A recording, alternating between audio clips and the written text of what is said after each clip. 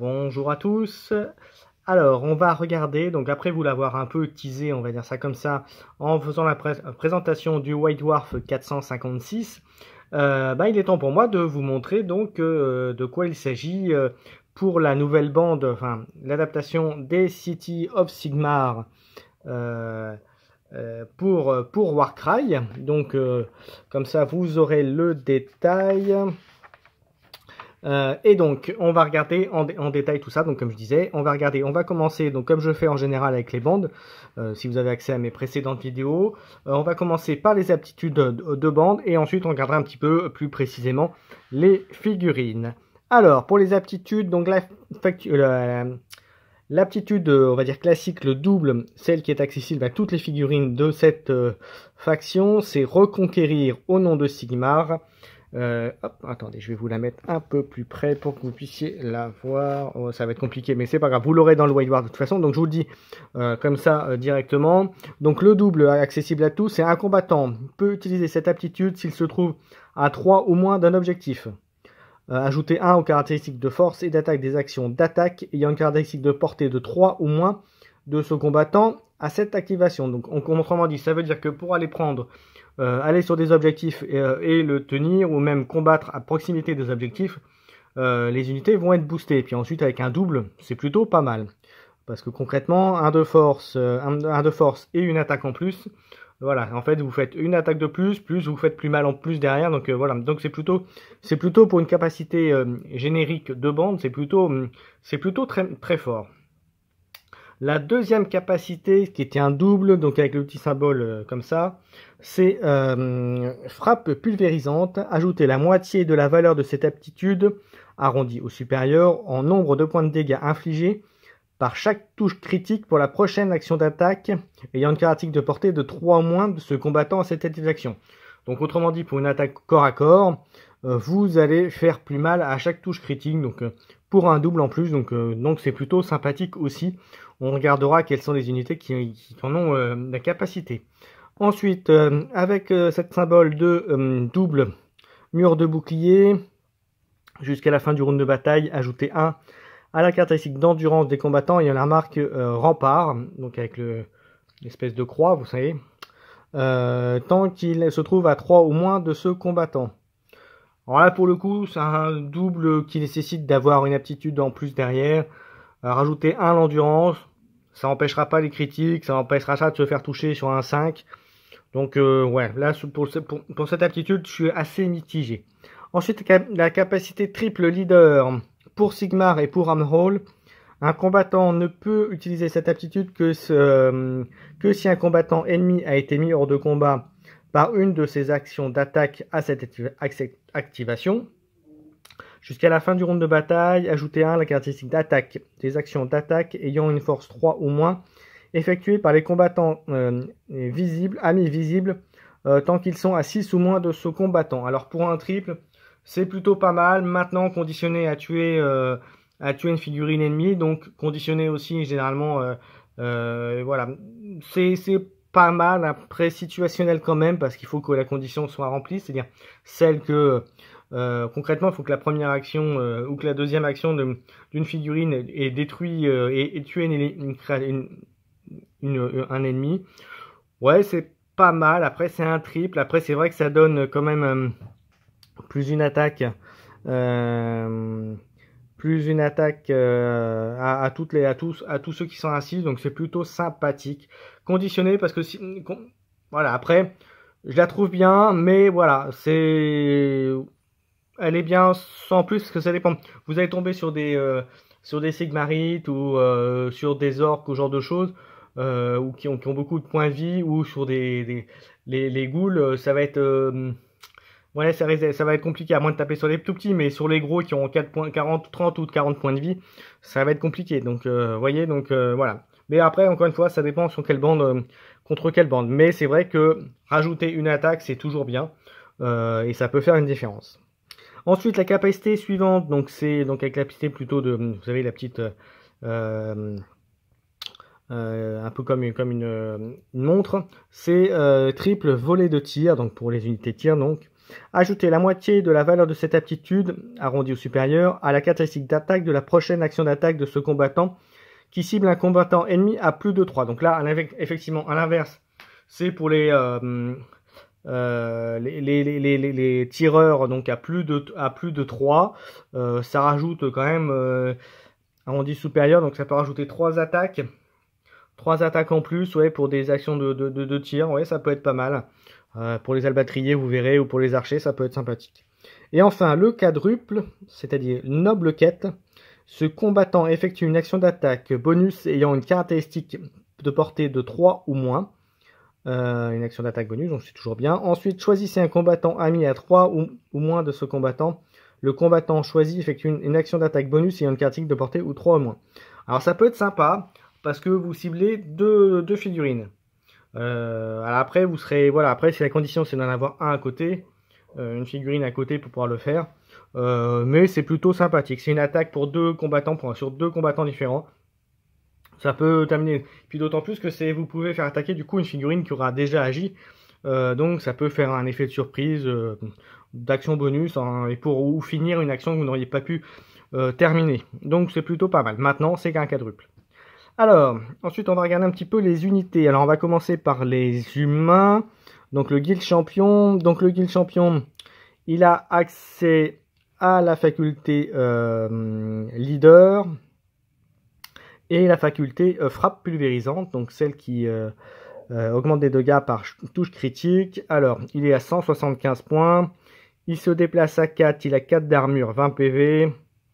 Donc corps à corps, 4D, 4 de force, 2, 4. Assez classique en stats, mais avec la double frappe pulvérisante, ça peut être sympa. Après, c'est quand même 175, il a que 4 d'armure. Ouais, c'est pas si mal. Ensuite, le sergent, le frigil, il a 130. Il a une attaque, enfin, une corps à corps, pardon, une de distance, 3D pour 4 de force, 2, 4. 130, 3 d'armure. Alors, il est moins fort que le précédent, que le guild champion, mais est-ce que vous n'allez pas pouvoir... vous gagnez quand même 45 points, et 45 points avec, donc en fait, un peu en armure, une attaque en moins. Voilà, alors lui, il aura juste la faculté leader, si je me trompe pas. Donc, ouais, moi, pour le coup, je préférais prendre le 130, comme ça permet de débloquer un peu des points pour mettre des unités en plus. Ensuite, Marksman avec arquebuse à répétition, donc 145. Lui, il a accès à capacité leader et faculté, donc volet de tir. En volet de tir, c'est 3, 12, 3, 4, 3, 1, 3. C'est assez classique pour du distance. Et corps à corps, 3, 3, 1, 3. Un combattant moyen, mais en même temps, il n'est pas là pour ça. Il se déplace à 4, il a 3 d'armure, 20 PV, 145. Ouais, c'est pas mal. Ce qui me gêne, c'est plus les armures, parce que pour le coup, voilà, mais pourquoi pas. Ensuite, Marksman avec long fusil, 200 points. Alors lui, c'est 6,20, donc vraiment de longue distance. Là, par contre, c'est une seule attaque, force 4, par contre 4, 10. Il a la capacité de leader. Et encore à corps, 3, 1, 3, assez classique. Pour 200 points, 4, 10, ouais. Il n'a pas la capacité de voler de tir, donc là pour le coup, ok, il peut faire 10 sur un critique, mais une seule attaque. Ouais, je suis pas fan de cette unité, pour être franc avec vous. On va continuer. Hop, on va passer sur l'autre page. Alors, ensuite, on est au Free Guild Guard avec épée et bouclier. 4 de déplacement, 4 d'armure pour 80, 10 PV, 3, 1, 3. Donc stat classique. Par contre, il a accès au mur de bouclier. Donc, pas au mur de bouclier, mais on peut lui donner le mur de bouclier. Ouais, pour 10 points. Ouais, j'aime pas trop les trop petites unités là. C'est plus pour compléter une armée. Ensuite, juste à côté, le Free Guild avec grande épée. 95, 4 de déplacement, 4 d'armure, 10 points de vie, 3D, 3 force 3, 2, 4, 95. Ouais, là pour le coup, ce qui me gêne, c'est qu'il est en gros en armure. En armure, il a que 4 de... Alors même si c'est une épée longue, 4 d'armure, ça me paraît un peu léger, mais bon, après, 95 points. Ouais, c'est pas si mal que ça finalement, mais bon, à voir. Ensuite, on a le Frigil de Guard avec lance. Lui, il peut taper à 2 de distance, donc ça peut être bien. 65, 4 de mouvement, 3, 10, 3, 3, 1, 4.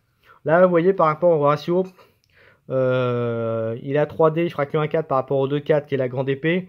Mais en revanche, pour 65 points, donc 30 points de moins, vous voyez, il peut taper à 2, donc il n'a pas forcément d'engagé.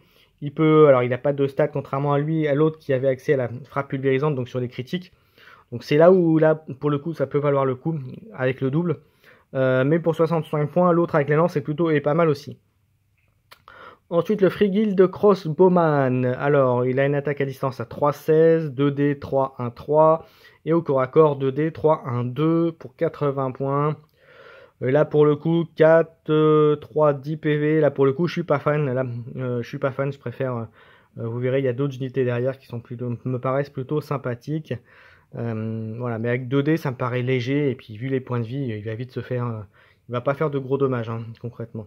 Ensuite, Frigil de Guard avec Halbard, 75, donc 20 de moins que l'autre là-haut. 10 points de vie, se déplace à 4, 3 d'armure, alors que l'autre en avait 3. Il peut taper à 2, 3, 4, 1, 4, pas de capacité particulière. Ouais, bof, ouais, là pour le coup, vous voyez, je reviens un peu sur ce que je dis, le Greatsword est quand même plutôt sympathique à 95 points, il est peut-être plus valable. Mais ce qui me gêne, c'est les 10 points de vie, mais bon, après, c'est une unité, les troupions, les troupes, comme je dis, mais je suis un peu déçu par leur points de vie, là, pour le coup, ou leurs armures. Là, je trouve que c'est un peu faiblard. C'est soit ils ont un peu d'armure, soit ils ont un truc. Il y a d'autres bandes même qui étaient censées être plus faibles, qui ont au moins qui n'ont pas ce défaut-là, donc je sais pas. Là, vous voyez. Ensuite, Frigil de Handgunner, 80, 3, 12, 2, 4, 2, 1, 3 pour l'attaque à distance, et au corps à corps 2D, 80 points, 4 de mouvement, 3, 10. Ouais, je suis pas fan. 80, vous voyez, je suis pas super fan. Ensuite, on passe au nain avec Iron Bird avec pistolet feu de drac et bombe à cendre 175. Il a une capacité de leader. Il peut tirer à 8. 3D 3 1 3.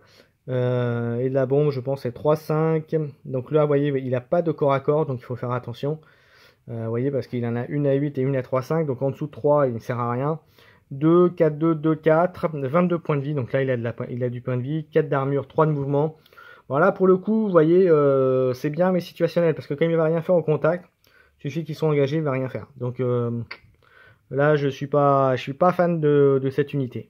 Ensuite, le deuxième, l'Iron Warden avec Torpille à rancune. 190 points, la capacité leader, donc l'attaque à distance 3-16, 2D, force 5, 2-5, et corps à corps 1, 3D, 3D, 1, 3, 3 de déplacement, armure 4, 22, là pour le coup, il vaut largement plus le coup. En unité basique, on va dire ça, Iron Breaker, 95, donc corps à corps 3, 3, 1, 3, 5 d'armure, 12. Là pour le coup, je suis plus fan avec la possibilité du bouclier. Je suis plus fan avec un petit trou de base. Ouais, bon après, je suis fan des nains, j'avoue. Hein. Mais quand on regarde les stats, quand même, je trouve que c'est quand même plus efficace. Et ensuite, Iron Drake 95. Qui a lui à la capacité de voler de tir, 3, 12, 2D, donc il pourrait monter à 5 attaques avec un critique de cette capacité voler de tir. Force 3, 1, 4, et au corps à corps 2, 3, 1, 2, 3, 4, 95. Ouais, vous voyez, en termes de même de dégâts, il est plus intéressant. Voilà, un tout petit peu plus cher, mais plus intéressant. Ensuite, on passe aux elfes. Le Wildwood Warden, alors 140 points. Capacité leader et la capacité frappe pulvérisante au corps à corps 4, 4, 4, 2, 4. Donc ouais, c'est une bonne unité intermédiaire. 5 de mouvement, 3 d'armure par contre. 16 points de vie, mais il en a un petit peu plus que les autres. Oui, donc c'est une bonne unité. Donc vous voyez, chez les humains, il n'y en a pas tant que ça. Et je les trouve pas fabuleux. Hein. Vous voyez, on va regarder la suite, je vais regarder jusqu'au bout. Mais vous voyez, plus j'y pense, plus je me dis que le mix, ce serait plutôt nain et elfe. Mixer les deux pour avoir une unité. Alors peut-être un combattant humain, peut-être celle avec la lance ou la hallebarde, mais franchement, Franchement, il n'y a que les elfes et les nains là qui sont vraiment intéressants, en tout cas en termes de stats purs. Ensuite, on continue. Captain of the Black Guard, 170. Capacité leader. Alors, je me trompe peut-être sur les symboles, hein, vous vérifierez, mais voilà. Alors, 2, distance, 4, 3, 2, 4. 5 de mouvement, 4 d'armure, 20 points de vie. Il est plutôt pas mal. Il coûte pas si cher que ça. Il est plutôt sympathique. Il est plutôt sympathique. Ensuite, Wildwood Ranger. Donc, lui qui a la capacité frappe pulvérisante. Corps à corps, 3, 4, 2, 4. 5 mouvements, 3, 8 PV. Alors là, pour le coup, ce qui me gêne, c'est ces points de... C'est 85. Là, pour le coup, je préfère passer sur un... voilà, sur un Iron... quoique, quoi. Ouais. Ouais, je sais pas. Là, c'est assez dur de monter une bonne team, c'est compliqué. Parce que 8 points de vie, c'est vrai qu'il a que 3 d'armure. En gros, il se fait déchirer tout de suite. Hein. Voilà. Et ensuite, le Black Guard pour terminer. Frappe à 2, 3, 3, 2, 4. 10 points de vie, 5 de mouvement, 4 d'armure, 105. Et il est pas mal. Il est pas mal, mais... Bon, il faut trouver un bon mix. Mais encore une fois, vous voyez, les humains en tant que tel, je les trouve pas formidables. Et je serais plus sur une composition City of Sigmar avec nains et elfes. Alors peut-être un humain dedans. Alors après, est-ce que je mettrais plutôt peut-être un combattant plutôt. Je mettrais bien la Great Sword pour avoir la frappe pulvérisante à 95. Et vous voyez, je mettrais un leader, le leader nain. Voilà, avec les 22 points de vie. Voilà, je mettrais un mix comme ça. Et puis donc, ça ferait tomber à unité à, je pense à 8, 9 figues, un truc comme ça. J'ai pas fait je vous avouerai, j'ai pas fait le détail, mais je pense que ça serait à peu près dans ces eaux-là. Et ben voilà, on a fait le tour. Alors, je vous montre pas les campagnes spécifiques, ça vous les verrez vous-même. Mais voilà, ma petite review entre guillemets sur cette nouvelle banque, donc de l'adaptation City of Sigmar vers Warcry.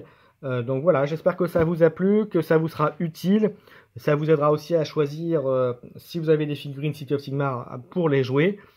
Et puis, je vous donne rendez-vous pour une prochaine vidéo.